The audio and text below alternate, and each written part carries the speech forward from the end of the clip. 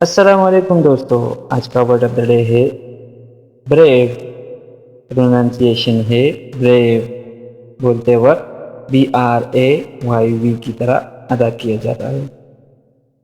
English meaning है showing courage, courageous, not being afraid in difficult situations.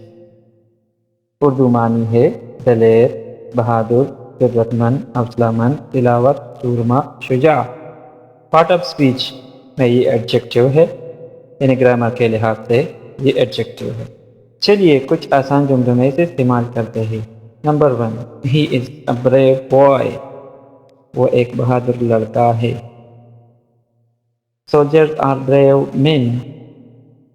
सिपाही बहादुर आदमी हैं। The brave child smiled. बहादुर बच्चा मुस्कुराया। The brave soldier fought heroically. बहादुर सिपाही जानबाजी से लड़ा। That was a brave act.